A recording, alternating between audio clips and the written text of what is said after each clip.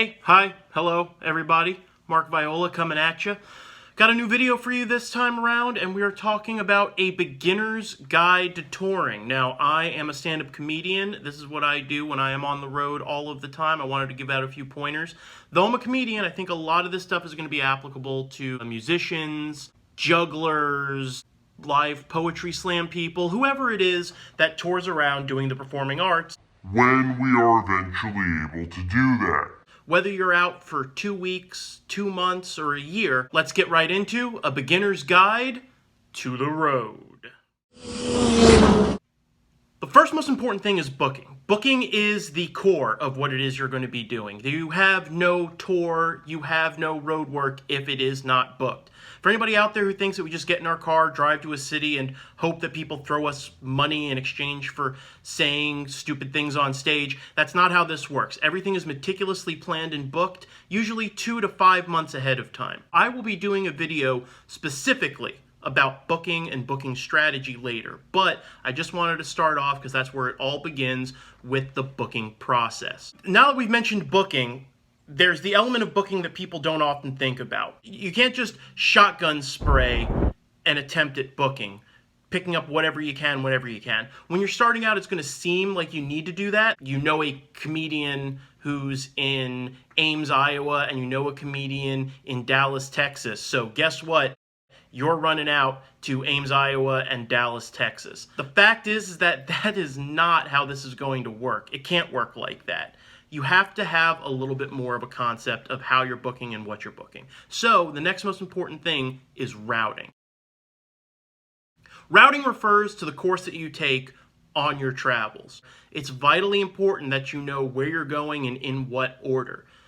Best way to start with doing this is to get a general sense of the region that you're going to work. Especially starting out, you're going to want to stay somewhat close to home. Start with smaller circles and start building out. You're in Pittsburgh, Pennsylvania, Ohio, Kentucky, upstate New York, and out and out and out. It makes no sense to start with some faraway city and to just zigzag your way through. So, for example, if you're doing a run that starts in St. Louis, and your next stop is Indianapolis, Indiana, then you find a gig in Peoria. Maybe the next day there's something waiting for you in Memphis. After that, a big gig in Louisville. And then doubling back to hit something in Nashville. Just because you can get back and forth to these places doesn't mean that it's the best run. The money that you get for something like that, the opportunities that you get out of something like that, unless it's TV or some sort of major internet production, it's a huge waste of time, money, and resources when you're trying to survive out on the road. You'd be better off that same week trying to book something that looks a little bit more like this. Coming out of the Midwest, you start off in Little Rock, Arkansas.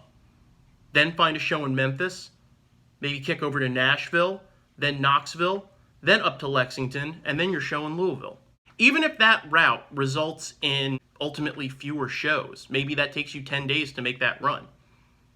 Dollar for dollar, pound for pound, you're still better off making sure that your routing follows a more linear trajectory than zigzagging all over a map. Speaking of money, and unfortunately, you can't get away from that in this game. If you want to be able to get out there and perform comedy or music or anything full-time, living on the road, which is where most of the money to do this is, you're going to need to make enough to survive.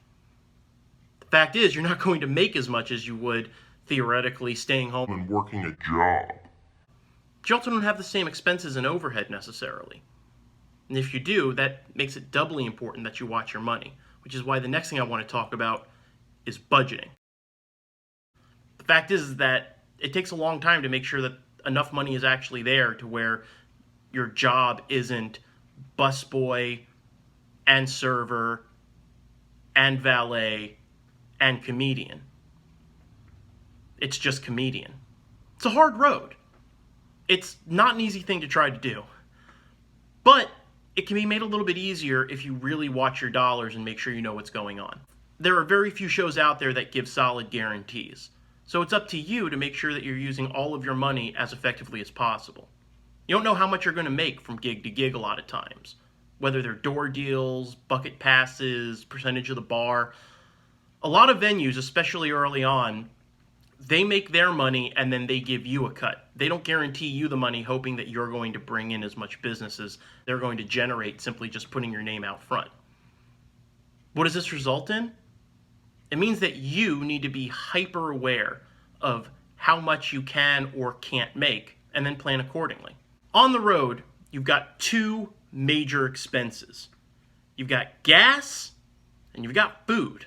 Gas prices are up and down. You cannot plan ahead 3 months out, 6 months out as to what your gas costs are going to be. So just always assume that they're going to be high. First step, always be watching. Always be scouting gas prices, where you are, where you're going. I suggest using apps like Gas Buddy. When you have a route to go, when you're leaving somewhere and going somewhere else, always scout ahead to see where the cheapest gas is. Try to have an understanding of how many miles per tank your car gets. You may think about that and be, oh, well, what's the difference between 20 cents a gallon? I mean, what's 10, 20 cents a gallon really going to add up to in the end? Well, if you're gassing up once a day and buying 10 gallons of gas, and the difference is, say, 10 cents a gallon, it's $1 a day. If you're out on the road for 2 weeks, it's a savings of $14. And while that might not seem like much, if you're on the road like me, where you're out there 7 months of the year, you can wind up saving $200, $300, $400 just by watching where you buy your fuel. Next thing you're going to want to worry about is food. Now, as nice as it would be to just go on the poverty diet while you're out there, with as much as your body's running around and how many things you need to try to do when you get on stage, you got to have the energy for it, which means you're going to have to eat. 3 ways it can work out budget-wise. You can spend a lot of money on food to make sure you're getting exactly what you want. Or the other 2 ways, which involve saving money, though to different extents and with different results. One option is a super cheap way. Fast food restaurants have dollar menus, and while the food there is not what one would consider healthy, there are healthier approaches to doing it. Keep an eye out on calorie content. No one's saying you have to get 7 things from the dollar menu. Maybe just stick to 2 dollar menu items 3 times a day. That'll still make sure your caloric intake isn't in the 3,000 to 4,000 range, but it'll also ensure that your money is staying in the under $6 a day to eat range. The other option that's a little bit healthier, though not as expensive as going to restaurants and locations where the food is more expensive, though of a better quality, is to make sure to pull off into supermarkets. Never ever buy from gas stations. I'm an opponent of gas station food. I don't care if you like Sheetz and Wawa. I don't eat gas station food. The thing that you do want to pay attention to, though, if you're looking to eat a little bit healthier and on a dime, is supermarkets. There's no rule that says that when you go in there you have to buy things like fresh ground chuck or that you have to go straight for the ramen. Grab yourself 1 yogurt, a banana, a can of peaches. You've just spent about $1.85 and you've got yourself a pretty healthy little lunch. Maybe a mixture of the 2 is what's best for you. Eating a little healthier during the day, stopping off at supermarkets, and then the late night meal, grabbing fast food just for the ease of access. Honestly, I'm a fast food guy. Fast food is my friend. Having 4th meal at Taco Bell, which is actually 2nd meal because I usually wake up around noon and only eat once during the day, but grabbing something after the show at 1 in the morning, that's my dinner. And there's very few places where you can get that. But if you're in the South, definitely go cookout. Cookouts are always open until 3 or 4. Best option. Get the tray. Trust me. $1 upgrade to a milkshake. If you know what I'm talking about, awesome. If you don't, live a better life. The next important thing to consider is crashing. You gotta sleep somewhere. And honestly, I don't care how comfortable your setup is, sleeping in your car takes an emotional toll. You can do it for a day, you can do it for 2 days, hell, you can do it for a week or 2, but eventually you're going to want a bed, or a couch, or a folding chair with a pillow propped up in the corner inside an actual building with air conditioning. Crashing is one of those weird things. One, you don't have the money to spend on a hotel room every night, or a cheap motel room, or an Airbnb. Factoring that into your expenses is going to guarantee that you lose money every time, especially starting out, unless it's provided by the venue. And again, those are super hard to come by, even when you've been doing this for years. There are a couple of ways you can try and overcome this one particular obstacle. One, only book yourself places where you know people. We live in an interconnected online world. Chances are that you have friends that you grew up with, went to college with, know from work, who live in all different cities all over the country. If you can connect with them and ask them to crash at their place for a night, then that opens up another city that you can go to. Barring that, whether that's not an option for you because of your particular situation or because you don't want to be an imposition or what have you, there are other alternatives to that as well. One of the ones I love to use is Couchsurfing.com. Couchsurfing is an interconnected community that offers people free places to stay. There's no requirements other than be a good person and share some of yourself with the person who's crashing you. And if you have the opportunity, put yourself on there as a host and help other people to crash.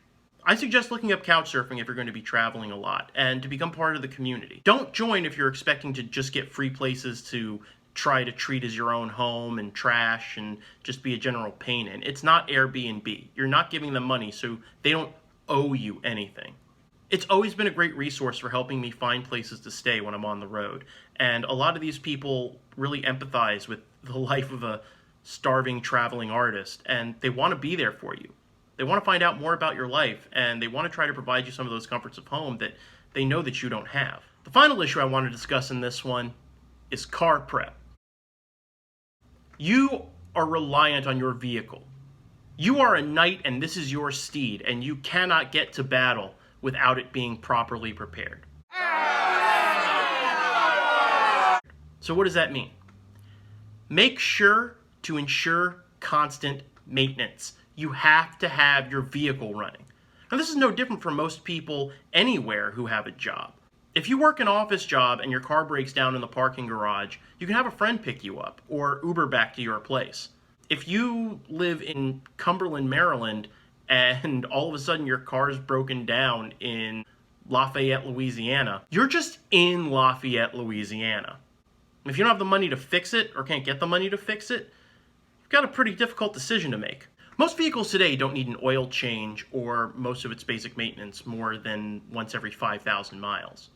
If you've got an older vehicle, and by older vehicle, I mean more than 8 years old, you're going to want to start doing that every 3,000 miles if you're on the road full time. It's less about making sure you get the oil change for 3,000 miles and more about making sure that every 3,000 miles, not only is your oil getting changed, but they're also doing the basic inspections for your filter, other functioning parts, make sure your tires aren't shredding, etc. Because the last thing you want is a blowout when you're in the middle of the New Mexico desert. In addition to being your transport, your car is also your home. It's hard to fit your entire life into a car. I don't care how big the vehicle is. We accumulate stuff, and it's very hard to move into your car and live on the road, even if it's only for a month or two. But you can plan which stuff you have, why you need it, and where the best place is to put it.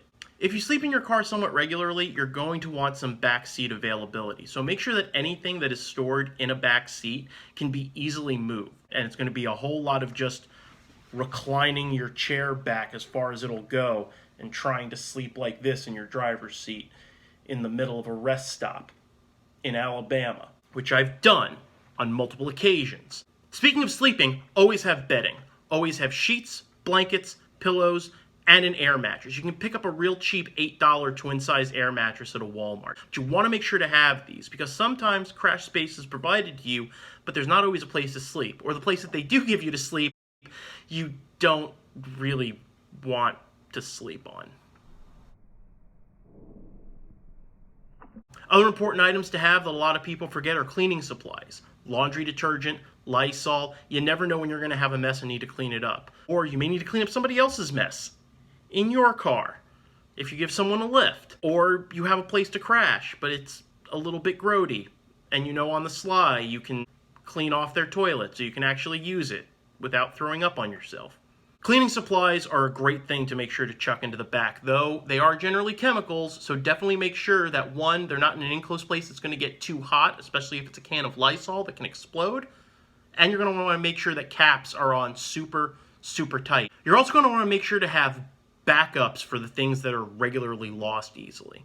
That means extra towels, that means chargers and cords for all of your electronic devices, that means extra toothbrushes. So it is important also to have something like a AAA or some other such program where you can call for help Well, guys, those have been just a few little tips that I found from years of being on the road and doing some things right and doing a whole lot of things wrong and having to figure it out. I hope that you enjoyed it. If you want to see more videos like this, leave a comment. Let me know. Make sure to like, share, and subscribe to my YouTube. You can follow me on Facebook, facebook.com/MarkViolaComedy. You can follow me on Twitter and Instagram at MarkViolaComedy. And you can also check out the website, MarkViolaComedy.com, for all kinds of news, updates, and everything in one centralized place. Guys, it's been a lot of fun. Good luck out there on the road when we finally get out there. And in the meantime, take care of each other. Try to find a way to stay sane. Have a little fun. Bye.